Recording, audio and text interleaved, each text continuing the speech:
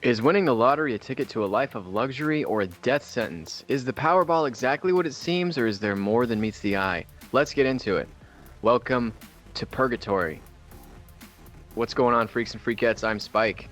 And I'm mad. Thanks so much for tuning in. Check us out on Apple Podcasts, Google Podcasts, YouTube, Spotify, and more. Make sure to favorite and subscribe if you like what you hear. Check out the Anchor pledge tiers to support the show at anchor.fm. Send us an email, voice message, comment below, because we love to hear from listeners. Getting all that out of the way, what's going on this morning, Madman? How was your weekend? It's pretty good. You know, nothing too crazy. I'm hopefully selling this car I have in my driveway. Yo. This afternoon. Craigslist? Facebook Marketplace. There you go. Bitcoin. Yeah. Craigslist charges like $5 per post now for like car posts. I mean, what's next? Yeah, goddamn. What is this, communist Russia? Right? Nah, it's not. But No. yeah, that's weird. I thought Craigslist posts were generally free.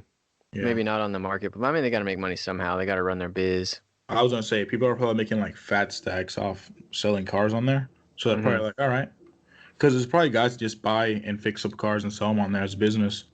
Oh yeah, for sure. There's YouTube videos on people that are like, buy a car and immediately resell it and make $1,000.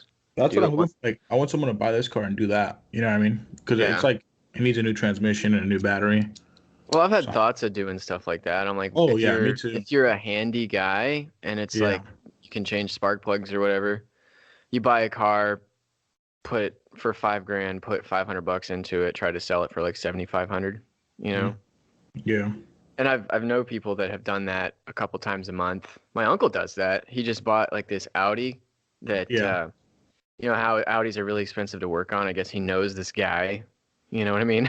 Yeah. He's that kind of guy. He's like, I got a guy for that. You know, My Audi he bought guy. this Audi, and gave this guy. He bought it for like $10,000. Gave the guy like $3,500, and then sold it for like $20,000. So he pocketed, I don't know, over $5,000 on that one. You know? Yeah. But what if you don't sell it? Then you just that's the problem. That's a risk if no one wants it. I mean, everything's a fucking risk. But I got a story for you, man. And it happened right before I was going to start the podcast. You know, you do your pre-podcast bathroom trip. Mm-hmm. You make sure your phone's on silent. You do the whole nine. And I got this new desk yesterday. And it was from a thrift store. I'm not balling, you know. I'm going to pay like $1,000 for a desk. So I went to this thrift store, looked around at their furniture, and they had this massive desk for like a really, really good price. You know what I mean? Yeah. And there's scuffs here and there, but like, who cares? It's a podcast desk. I'm not putting it into a big office or anything like that, you know? Yeah. And it had this real nice glass top, and I'm like, cool, man. It's got this glass. The glass top alone is probably worth more than the price they were charging. You know, I think they just wanted to get it out of there because of how big the footprint of the desk was. Yeah. And it was heavy as shit. And we get it into my podcast area, and I'm setting it up, and I'm hanging my sound blankets and stuff. And there's a hole in the desk. Most desks have a hole drilled in them for wires and stuff, you know. Mm-hmm. And there's like a lip around the edge of this desk that I can't actually clamp my microphone arm onto it because the lip is too big. So I clamped the microphone arm on the hole in the middle of the desk, right? Gotcha. But there's this glass top on top of it, and I'm like, I probably shouldn't tighten the clamp down super tight because I don't want it to like warp this glass and bust this glass top, you know? Mm-hmm. So I tightened it snug, but not tight, you know? Yeah. So it was fine all night. I had it all ready to roll. I sit down, I plug all my stuff in, I extend the microphone arm to my face, which makes it like a longer lever, you know? Yeah.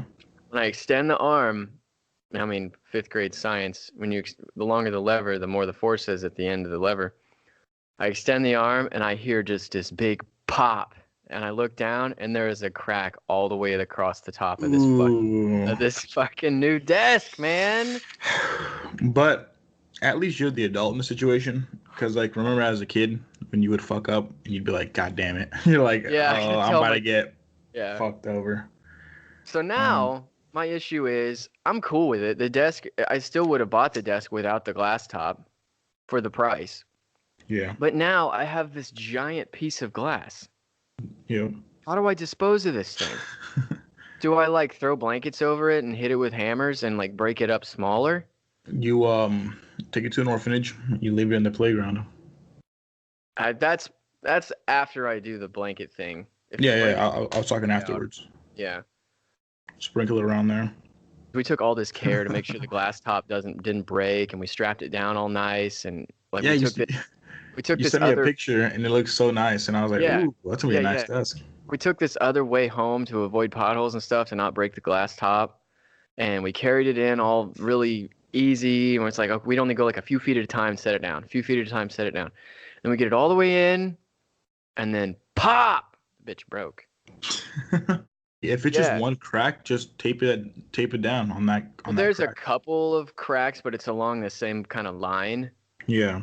And I feel like if I just did some packing tape, it probably wouldn't matter. Mm-hmm.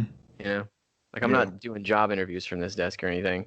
Yeah, exactly. If it's just like one crack with like a bunch of minor ones, should be good. I thought it was like crack, like it's fucked. You know what I mean? No, like it's one, and it did crack all the way through. Yeah. It's the two large pieces. Mm-hmm. But it's like, fuck, man. I was so scared. I was like, someone's trying to shoot me.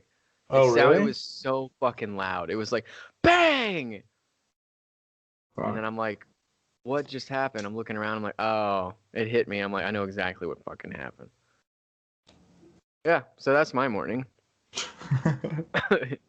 But I got an interesting topic. What did you use? You always hear about, the lottery, the Powerball, the lottery. We always hear about the Powerball is the one that's crazy to me, like the $300 million jackpot, over $1 billion in payouts. Yeah. And we always think about, what would I do with that money? Well, there's some people that have done stuff with that money when they win, and it doesn't always seem to work out well for them. Have you ever heard of some of these people? Yes. Like the lottery curse? Yeah. Now, we're going to check out a couple of articles. One of them is called The Curse of the Lottery, Tragic Stories of Big Jackpot Winners. It's on nydailynews.com if you want to check it out. And I feel like the lottery, there's always a hook. No one's ever just given away free money. And we're going to kind of get into that more probably after the break in the second segment. But I just want to go over some of the weird circumstances that have surrounded some of these lottery winners. Now, you hear the whole thing, well, money doesn't buy happiness, and a lot of people that don't have a lot of money will say, well, I could sure as hell try, give me the money, Yeah. Some of these people that do win the lottery, they have no money, because most people, the demographic of people that generally buy lottery tickets are kind of lower socioeconomic class. Now, apparently 70% of all lottery winners end up broke, at least where they were before they won the lottery, within 7 years. Damn. That is not a long time at all. Now, I don't know what they're using to classify a lottery winner, because, some lottery tickets will give you $20, Yeah. I've won some scratchers before, and I'm guessing that's not what they're talking about. But some of these people end up dead a few years after, right? Mm-hmm. And the first guy we're going to talk about, his name's Abraham Shakespeare. What a name, right? Oh, yeah. Shakespeare's the last name? Yeah. That's and nice. It's spelled like just like the playwright. I smell name change or something like that. Oh, yeah, for sure, I think. This guy hit it super big in 2006. He won $30 million. And when you win the lottery, there's a very large tax on it. So he probably took home around $15 million, I'm guessing. Yeah. That's a lot of money, right? If you invested that right, you'd never have to work again a day in your life, and your kids probably wouldn't either. But apparently his family and friends came knocking for money, and they're like, give me money, give me money. So he starts to kind of give away money to people. And he made this friend named Doris Moore, who was his, I guess, lover. And she manipulated this guy into believing that she was trying to protect him from greedy people around him, but she was actually the greedy person, right? Yeah. And she convinced this guy to transfer all of his assets to her. And then he immediately went missing. Like, it's like, give me your money so I can protect it, and these people will leave you alone, right? He's like, that sounds totally fine. Fuck, dude. Gives her all this money. And then in 2012, after all of the investigations, she was sentenced to a mandatory life without parole for his murder by this judge. Called it cold, calculated, and cruel. Yeah. So he went from $30 million to dead. Did they ever find his body, or is he still like missing? It doesn't say they found his body. That's pretty crazy. Because I was seeing this weekend on like the news in the UK, they're doing like a new law where if you're convicted of killing someone and if you don't tell the police where the body is, and you get like life in prison with like no chance of parole. Wow. Yeah. Which is pretty fucked for someone that like is like wrongfully convicted. You know what I mean? Yeah. Like, how are you gonna find their body? Like, I literally have no idea. You know what I mean? Like I didn't do it, so I don't know where the body is. And I can't. Like, all right, no life without parole. It's like fuck. Sucks to be that guy. It's interesting when you see like laws, because laws are made by people. People aren't perfect, and nothing that people make is gonna be perfect. Yeah. So I don't think any law is gonna be perfect in any way. There's always gonna be like someone's always getting fucked over at the end of it. Or like with a law, I feel like it's as bad as it sounds. It's almost like a greater good thing. You just have to understand that it's not going to be perfect, and there's going to be some people that it doesn't do well for. I don't know. That's why I'm not a judge. Yeah. Got another guy here, Mr. David Lee Edwards. Apparently, this guy was a former drug addict and felon. Again, low socioeconomic class. Buys a lottery ticket, wins a $27 million jackpot in 2001. I can't speak today. Sorry about that. He was unemployed when he won, so he went from literally zero to millionaire. He quickly blew through all of his money, purchased a $1.6 million house in Palm Beach, 3 racehorses, a fiber optics company, a Learjet a limo business, and a $200,000 Lamborghini Diablo, and a whole bunch of other stuff. This guy is doing it. You know what I mean? Goddamn, dude. So he was married, and he and his wife, I mean, they were drug addicts before, so they're going to be drug addicts with money now. They kind of returned to their drug use, had numerous issues with the police. He had blown through all of his money in just a few years, ended up living in a storage unit, surrounded, apparently they were just going to the bathroom in the storage unit. Because when police came in, and it apparently was disgusting, which is bad. So this guy, he was so sick and not going to the doctor, not eating well. He died in hospice care of natural causes at age 58. Wow. Yeah. What, dude? That's crazy. That's fucking wild. Yeah, I mean, you said it's a curse. That seems like a be careful what you wish for, kind of like. Yeah, like you see Goosebumps episode. You see junkies on the street that, I mean, I used to live in a kind of a downtown area, and there was this one junkie lady that was there for years, and you kind of saw her age year after year after year. Mm-hmm. And I was thinking, like, I wonder if you gave her $1 million, how long she would live, because you know what she's gonna do with it. Mm-hmm. You know, so this guy was a junkie, and he got all this money, and he just became a junkie with money.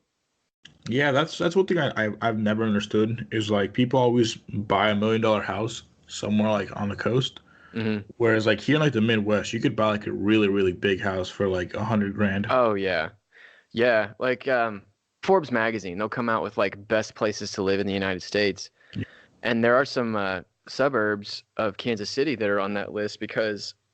Like my brother was in Seattle for a while, and he was talking. I just bought my first house, and he came in and he looked at my house, and he was like, "Wow, this is really nice. What'd you pay for it?" And I was like, "I paid like $120,000." You know, and he was like, "Are you kidding me? This house would be like $300,000." Yeah. And it was my house was like barely 1,000 square feet. You know, and he was just talking about it, like being $100,000 a year earner. on the West Coast is like nothing. Yeah, it's You're like a driving a middle Honda. class. You're driving a Honda Civic. You know, making $100,000 a year in the Midwest is like I could throw money at people. Mm-hmm. You know what I mean? Like Yeah, it's crazy. We live in different worlds. exactly. But like that's what I've never understood. Like people just get like, because if you win the lottery, you're not like that's it. You know what I mean? Like you're not making more unless you invest it. So I always thought it's smart just to kind of like stay in the Midwest and then like maybe start a business here, and then you can kind of you know what I mean see your options. But people just like go straight to like L.A. and they buy a Yeah. mansion and they buy a Lamborghini, and like that's when it goes wrong. I would buy like some kind of multi-family housing thing, like an apartment complex. Oh yeah, for sure. Maybe. Maybe. It seems like all the people that are really, really, really rich, like the Mark Cubans, the Donald Trumps, you know, they all have something to do with real estate. Yeah, I think that's probably what I would do. And I would buy like a nice one, like one that not like a crackhead one. You know, yeah. I would buy one in a good area. It's like a decent one, Hmm. somewhat decent. And then I'd probably take like $1.5 million out just to spend and buy stuff that I wanted, and then I would invest the rest. Yeah, I mean, I would honestly just like invest in like a bunch of like apps and technology and stuff. Yeah, that's not bad either. That's like Invest on like in the like come up and stuff. software. Yeah, yeah. Everything's digital now anyway. Hmm. But let's talk about this next guy, Jeffrey Dampier or Dampier. I don't know if it looks French. This dude won $20 million in the Illinois lottery before his own family turned against him. Common theme here. This millionaire showered his family with cash and gifts, but it wasn't enough for his sister-in-law. Apparently, his sister-in-law had him kidnapped and shot him in the back of the head Wow. 7 years after winning the jackpot. Couple was charged with his murder and are each serving life in prison. What the hell? Dude, that is so sad. I'm glad my wife's an only child. Yeah, that sucks, dude, because like it's just like it. it's because it's just like unfathomable amount of money. So it's like people will do crazy things for it. At what point, like, does it just become you're rich? Like, if you make 10 million compared to 30 million, I mean, I know that's another $20 million, Yeah. but I don't even know what I would do with 10 million. You know what I'm saying? Yeah. I feel like, does the needle break off of the I'm rich gauge at some point? I don't know. Like I mean, it's crazy. Like didn't like I want to say like a 20-year-old or like an 18-year-old win that like huge lottery in like Florida or like on the East Coast somewhere. I think. But he was like, he had to be like 18 because I remember him being like getting out of high school, and I was like, could you imagine just getting out of high school and already having like $500 million just in money? I can't imagine that, dude. That's just wild, dude. Like I I can't mean, imagine making more than my dad or mom. Like yeah. I can't imagine making more than my parents because my parents were the ones that provided for me. Mhm. Duh. And I cannot imagine when I surpass that. Yeah. Because apparently my brother is surpassing that where my dad he's about to make more than my dad ever made yearly. And of course Yeah. my dad made it. My dad made that much for 25 years, so he has more net worth, you know? Hmm. But my brother's salary is about to surpass that of what my dad retired at. That's wild. But again, the value of the dollar has changed. So I don't know. You kind of whatever. It's crazy to think about that. About like, wow, I'm now higher than what my dad's stature was, or my parent, or whoever that figure in your life is. You know, like my Yeah. uncle owned. He's my late uncle. He passed away a few years ago, but he owned a construction business. He started as a contractor, just in his truck and with a toolbox, you know, as a handyman, building decks and stuff. Hired a couple employees, hired a couple more employees. Then he got to the point where he said he started buying real estate. He started buying like car washes and laundromats, businesses like that, like low maintenance businesses. And he said he knew he was wealthy when he had $1 million in debt Wow. and apparently it wasn't just like $1 million in debt as on a whole. He had $1 million in payments every month from all of his businesses and stuff, all of his business loans. And he's like, I was clearing money, and I had over $1 million every month that I was paying. So I knew I was wealthy at that point. Damn, dude. It's That's like, pretty. so yeah, That's he's pretty crazy quote. So his gross income was over $1 million a month, is what he was saying. But after he pays all of his shit, and his net income is far less. But his house was amazing. He had like this giant tree that you could not fit your arms around, Yeah. in his living room. They built this house around this giant fucking tree. And it went up, like, he had a second floor balcony, and you could like see obviously it went up like through the second floor. It was like the coolest house I've ever seen. That's fucking dope, dude. Yeah, he was a really cool guy too. Because he like literally was broke, like dead fucking broke, holes in his shoes broke. Started his own business out of his truck and his toolbox and just became a millionaire. That's like, what do they call it? Like the American dream, dude. The American dream, yeah. I was gonna say like the American something, and I was like, yeah. And by the way, right there. He picked Arkansas to retire in because his money was so much. It would go so much further there. Oh, really? Because, like, dude, if you're a millionaire in Arkansas, you're like a billionaire in California. Because what we just talked about. Yeah. But anyway, this guy, Rouge Khan, he was poisoned. Holy shit, right? Yeah. I don't know if like you're on. I don't know. Yeah. Can you imagine that? Just feeling like a rat is eating you from the inside. Well, just because it's like someone's like, oh, here, I made you some brownies. You're like, oh, fuck yeah, dude, I love brownies. And you eat some, and you're like, oh, fuck, I feel sick. And then you just die. You know what I mean? Like, that Never just eating sucks. brownies again. Well, you have, like, no chance. Yeah, like, you know what I mean? Like, there's, like, oh, yeah. There's no fighting chance. You just fucking get got. Just get got, dude. Yeah, it's rough. But this guy, apparently, 46-year-old Chicagoan, dropped dead the day after. No. He won a $1 million jackpot in 2012. Autopsy revealed that Khan died of cyanide poisoning. Both his sister-in-law and her father were suspected to be involved in his death, but no one was ever charged. Dude, they got away with it. Damn. So who got Khan's the money? winnings and properties were divided between his daughter and his widow. Wow. Sister-in-law, so that's his widow's sister. Yeah. Jeez. So does that mean that, like, maybe his wife put them onto it? Maybe, dude. But this guy, that sucks. That's like the worst ending ever. No one was ever caught. Yeah. Gee. I mean, like they're still out there right now, right? Just living fucking normal lives. As far as I know, Slightly richer. I didn't do any more digging than just what this article says, but that's crazy. These people just, oh man. You hear about that with like NFL players too. They'll get. What happens to them? Well, a lot of them come out of rough backgrounds and they've never had any money. Their families never had any money, and they get into the NFL, and all of a sudden they're millionaires, and all their friends are like, "Hey, man, remember where you came from? Remember that one time I bought you hot Cheetos and an Arizona tea?" They start bleeding them dry, and then they end up broke. And then you can't play in the NFL very long. Like the very longest careers people have are like 15 years. Yeah. And they're like kickers. Yeah. And a running back's only going to be in the league for 6 years or so because they're getting pounded. Concussed.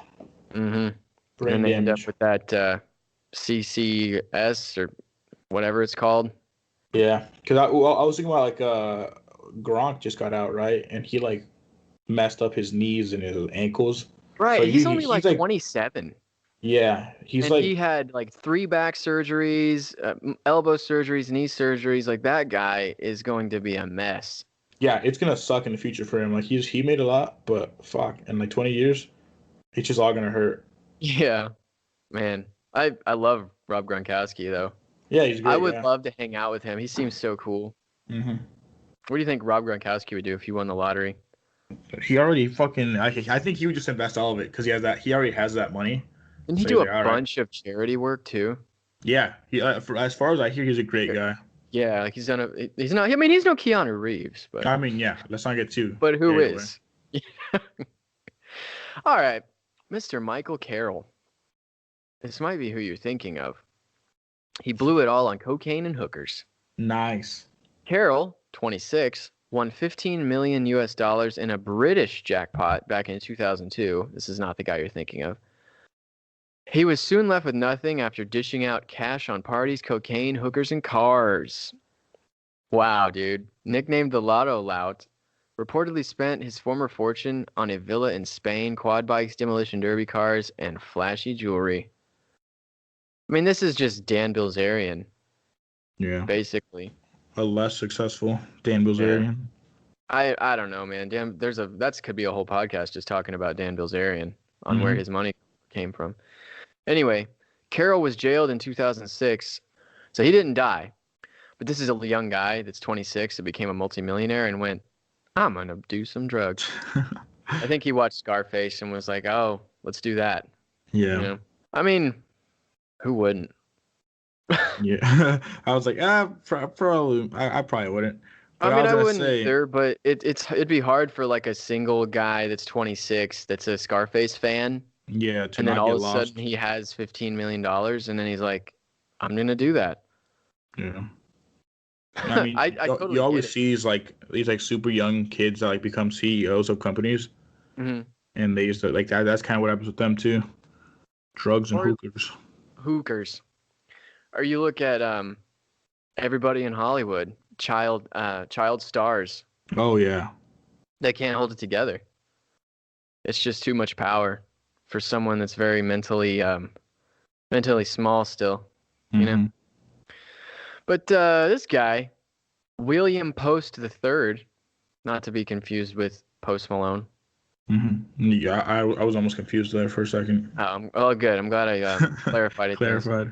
Betrayed by his own brother. Just 2 weeks after winning the $6.2 million in the Pennsylvania lottery, Post had blown $300,000 on a car lot, restaurant, and even on an airplane, although he couldn't fly it. He was $1 million in debt 1 year after winning. Huh. Wow. Not only was he broke and forced to declare bankruptcy, but his own brother was arrested for hiring a man to kill him. Jeez. His brother came after him. He must have gotten a loan, like a big loan from his brother or something. And he was on welfare and food stamps before dying at age 66. Damn. Jeez. How the mighty fall.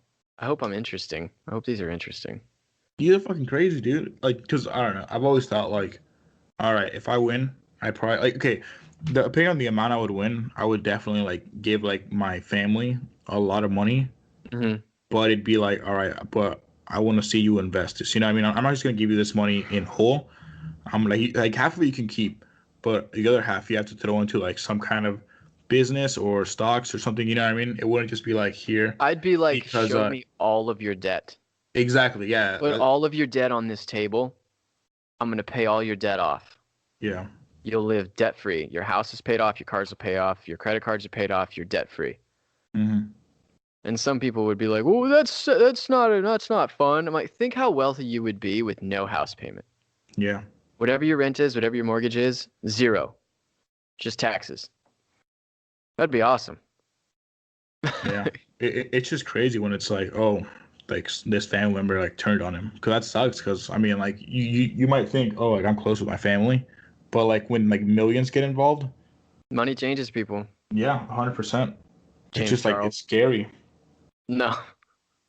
Wait, did you say James Charles? I said James Charles. Yeah, I mean we joke. Love James Charles. He's gonna send his James Charles assassins on us now. Dude, I'm sure they're fabulous. Rainbow throwing knives. Yeah. I bet he's really fun to hang out with. I've heard people have said fun. Like, oh, he's like hilarious and he's like a nice guy. Yeah, I bet he's really, really fun. I would totally hang out with James Charles. Anyway, on a worse, horrible note, Jack Whitaker of West Virginia was already worth $17 million when he won a $315 million multi-state Powerball jackpot in 2002. Holy crap. Whitaker used most of his winnings for good, like building churches and donating 10% to Christian charities. He also launched the Jack Whitaker Foundation to provide clothes and food to low-income families before his life began to fall apart. He was arrested for drunk driving. Wow. A woman sued him for groping her at a racetrack. On 2 separate occasions, thieves robbed him. Once for $500,000 and another for $200,000. He just had it on him. What? He was like, Why here did you carry that much money? He's a millionaire, dude. He's like, I don't care. That's crazy.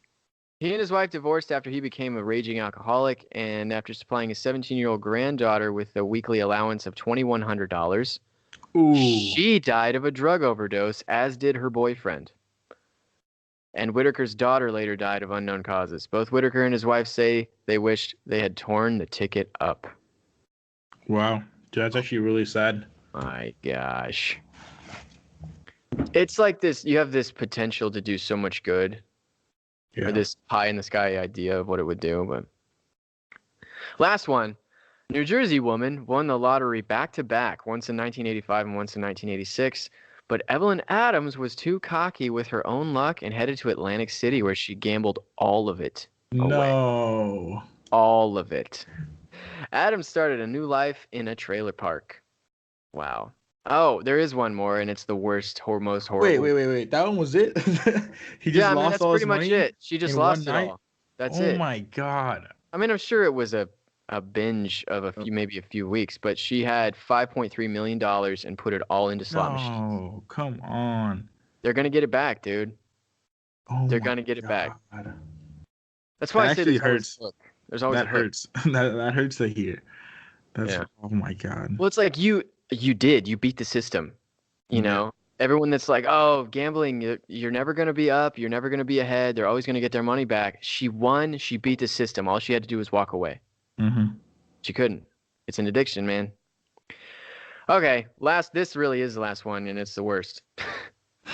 In less than 2 years, Bob Harrell lost all of his $31 million in winnings. Wait a minute. 2 years? Calculator. Okay. $31 million, 730 days, 2 years, right? Mm-hmm. He's spending $42,465 a day. Ooh. Divided by 24, $1,769.41 an hour. What? What? I don't know how he did that. How do you spend $1,800 an hour?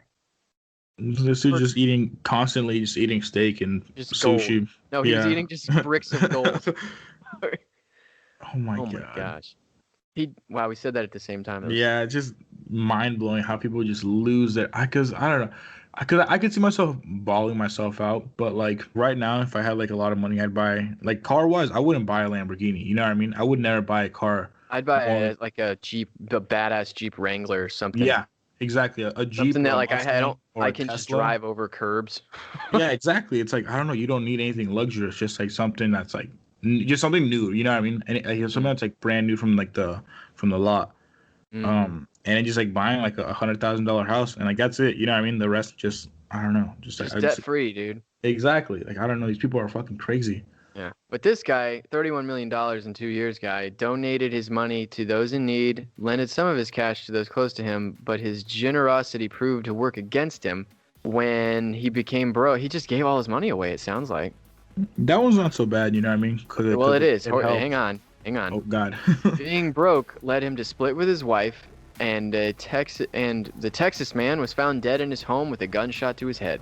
Oh. Apparently, in his suicide note, it said, "Winning the lottery was the worst thing that ever happened to me." There you go. Lit. Okay. So that's fun. Yeah. Okay. Never mind on what I just said previously. Yeah. So here's the question: is it actually chance? Are these Powerball lottery winners, are they actually just random people? Is there a reason that they're being selected, and why is there this common theme of them spiraling downward? You know? Yeah.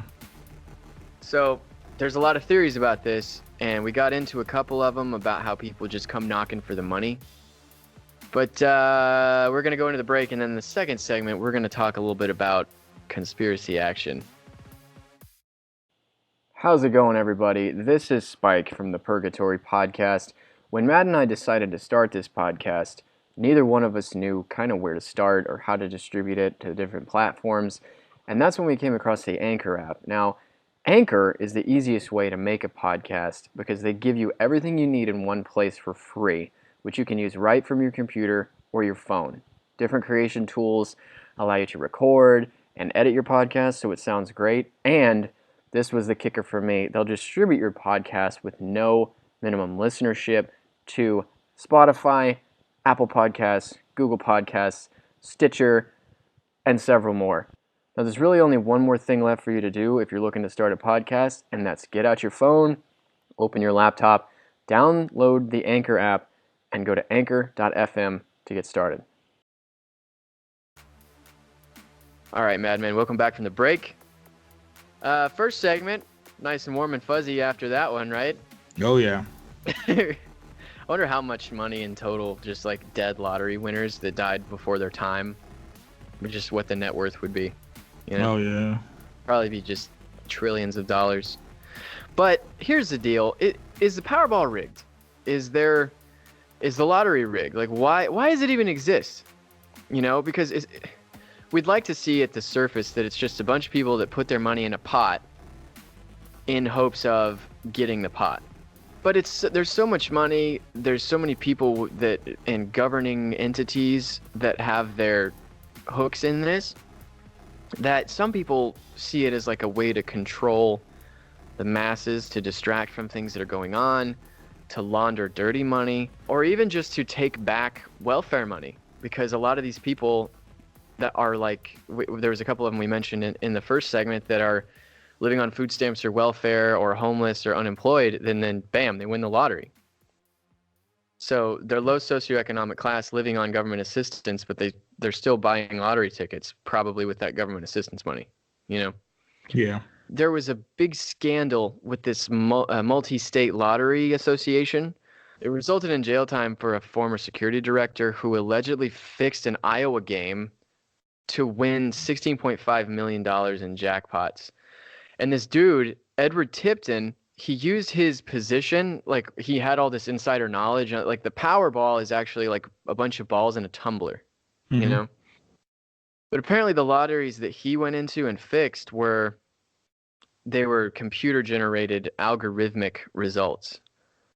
And he just went in and figured it out and was like, yeah, here's the numbers. And he gave the numbers out to some members of his family. Oh, wow. And they won. In my head, I'm like, so this guy just figured it out. Is he just a whiz kid? Is he just a super hacker guy? Because if he didn't have anything to do with the lottery before and he just figured it out, I don't see that that's illegal. You know? Like people that count cards in jackpot or in blackjack. I feel like that's just being skilled. I don't feel like that's illegal, you know?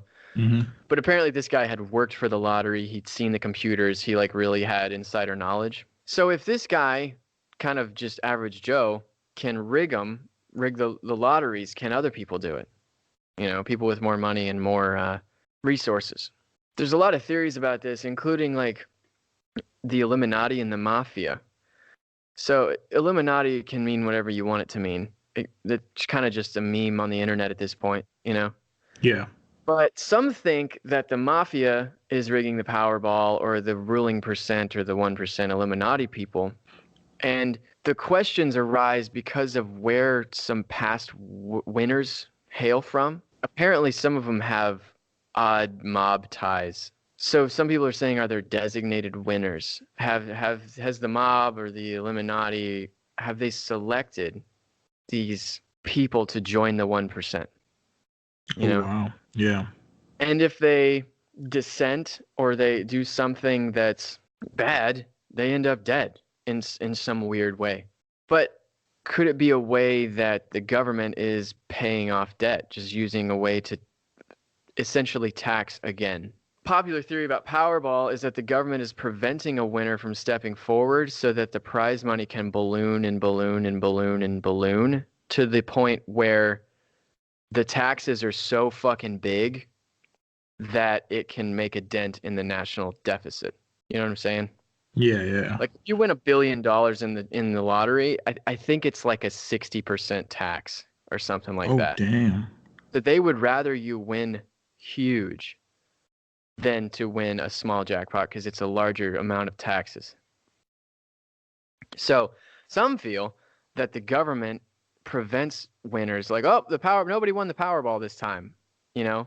Yeah. Some people feel that the government is like, no, you don't get to step forward. Or they pay them in hush money or something like that to keep them from coming forward because they want more tax money. It's pretty simple. Yeah, I mean, You I know? could see that. I could see why they would It's go almost that too route. simple, you know? Yeah. Like, I feel like it'd be more convoluted than that. You know what I'm saying? Yeah. I mean, the Illuminati one's kind of low-hanging fruit. It's just the Illuminati's controlling the Powerball, and once you win, you're contracted to join them. Oh, wow. I mean, that's just it. That's the whole conspiracy. Yeah, Not I as- mean, it's pretty wild just because, like, I mean, the Powerball could just pick, like, numbers that they know that no one bought on that day, you know? So Right. I could kind of see how that one would be a little bit more believable. Well, the Powerball, it's probably the most perfect of them because it's literally balls in a tumbler. Mm. And as far as we know, it's completely random because it shows, like, there's cameras that show the ball coming out of the tumbler, and you know what I mean? Yeah. So it'd be very, very hard to fake. But hey, computers and people can do amazing things. So here's another one. We're kind of going with this budget theory, you know, the paying off debts, national debt theory. Now this one says that the Powerball is supposedly being used as a way to kind of jumpstart the economy. Yeah. So there's a lot of people that are giving $2 for a ticket, and it kind of circumvents the whole taxes that the government will take out of the winnings and instead focuses on just the game being popular. Because anytime the budget or the Powerball jackpot gets that high, everybody's like, man, did you hear about the Powerball jackpot? You know? Yeah. And then everyone goes, yeah, I heard it's really high. You know what? I'm just going to go get a ticket. The theory, it just ties right in with the government budget theory or the deficit theory, is this whole creating a hysteria for people to just go buy more tickets. Yeah. Well, like, remember, like, when it was at $1 billion, everyone was buying tickets. Yeah. And they weren't just got buying bigger. tickets, they were buying, like, Yeah, like $100 worth. Yeah, well, Half they were their buying, like, paycheck. more than just, yeah, pretty much, yeah, half their paycheck. It was just crazy because, like, people do buy lottery tickets, but then, like, it just felt like everyone was doing it. You know what I mean? Like, I know, like, in our workplace, everyone was talking about it. Like, every single person. It was just weird. Like that, it kind of just like took over like their whole belief system or whatever, and they were just like, oh, if I win this, like, I'm a billionaire. Well, the thought that I was having was, wait, it's $1 billion and it's $2 a ticket. Yeah. There was no fucking way I'm gonna win. Yeah. So I'm like, there's no point in me buying it. It's literally the odds are literally zero if you know what I'm saying? Yeah, like there's a slight chance that you do it, that you do win. The slight is the understatement of the century. Like it's billions to one that you're gonna win. Well, you got to be in it to win it. You're not even fucking in it. You have 3 tickets. You know what I mean? Yeah.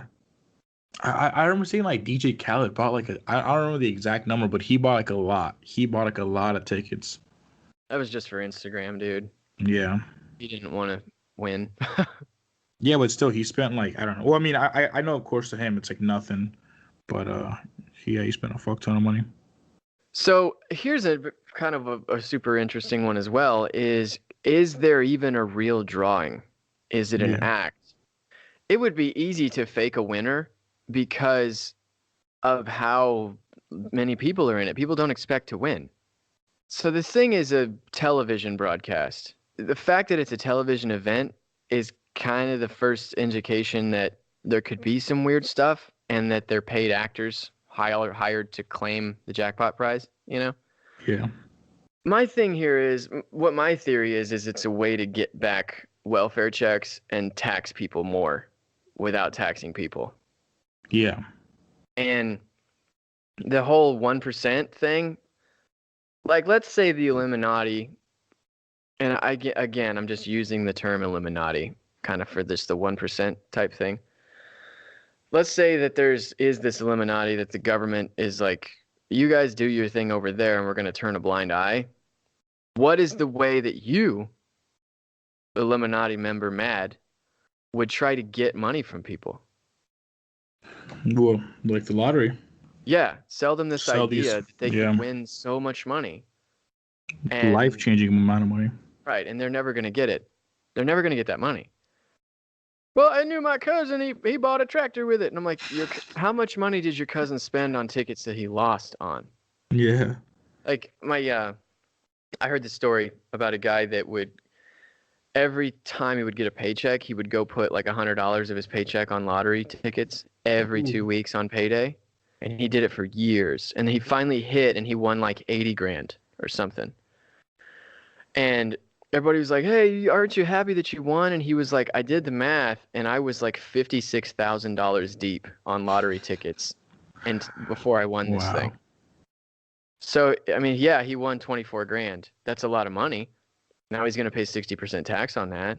He's going to go home with 10. He's going to go home with like 10 grand profit. You know what I'm saying? Because he spent all that money. He put that much in. So he came out even, but he basically gave this lottery entity an interest-free loan before he cashed out and made a little bit of money at the end. So I guess there was some interest. But it almost seems like it could be a bank. Like it's like this idea of this giant bank that has this big pot of money, and banks do this. They take your money that you put in your account and they invest it. Like your check account money is invested in funds and stuff for that bank. And they're making money and interest off of your checking account while it's in the bank. And then when you pull out, they have less money in the bank. But that's what banks do, that's why they want more people banking with them. It's you're like, oh, well, how do they make money on people just having a checking account? Well, they invest your money while it's there. And they don't give you any of that. Yeah. So there could be that idea of there's this large governing body, this 1% man behind the curtain that's got all this lottery money, puts it all in some investment or market, and then makes a whole dickload of money. And then they can afford to pay winnings out of their interest because they made so much money on the global economy with it. You know? Yeah, pretty much. That's what I've always thought of, is that like they're making so much more because they can just name a price. Like whatever they made the last round, cut that in half and I'll make it as the winnings for the new round, you know? Yeah. So that, like, they're just making so much money. And the concept of interest, of just investing. If you have $1 billion and you put it in and it returns 1%, something to kick around. I mean, it's just crazy how the amount of people that I think we both know in our workspace that just like they think like one day they're gonna hit like the lottery and just win it all, but they've spent so much in the past like 30 years of their life just like putting money into this. Oh wait, I think 1% of $1 billion is 10 million. Holy crap. Yeah, so let's say this Illuminati lizard people ruling class has $1 billion and they're investing and making 1% on it, making $10 million, and let's say 2%, you know? Mm-hmm. Yeah, it's just crazy. It's crazy to think about. You win the lottery, be safe, go to Canada. Lock yourself in a bunker. Yeah, go live somewhere for a while. Yeah, like only drink things that you opened it, like little Capri Suns. Mm-hmm. Yeah. I don't know. I don't know if I want to win the lottery. Yeah, I'd rather just like kind of like what your uncle did. You know what I mean? He worked for it and it was well deserved. Because I think everyone thinks, okay, this is what I would do, this is what I would do. I wouldn't do this, I wouldn't do that. But it's like once you get that money, you feel like invincible. You know what I mean? Because you've never had that amount of money before. Your parents have never had that much.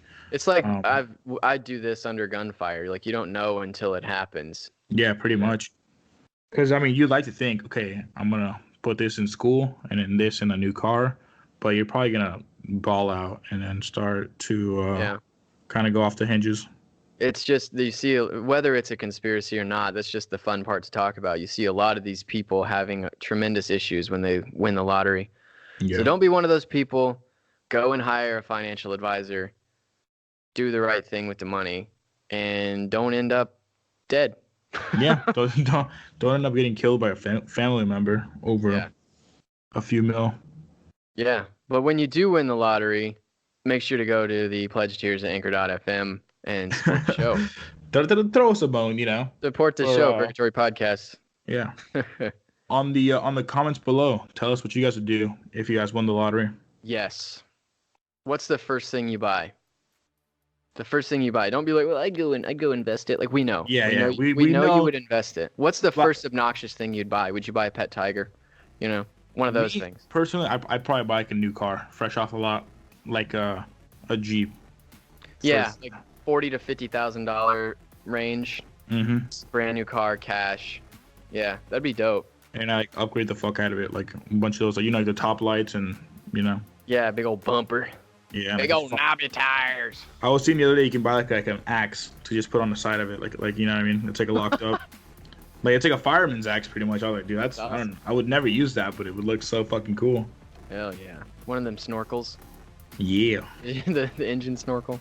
Dude, my friend had one of those in high school, and his car was always covered in mud. He was like, "Yeah, dude, I went mudding this weekend." And Hell like, yeah, brother. Yeah, pretty much. There you go. You know what it is. You do. All right, tell your friends, tell your fam, like, share, sub, favorite, leave us a comment. Keep tuning in for your weekly trip to Purgatory.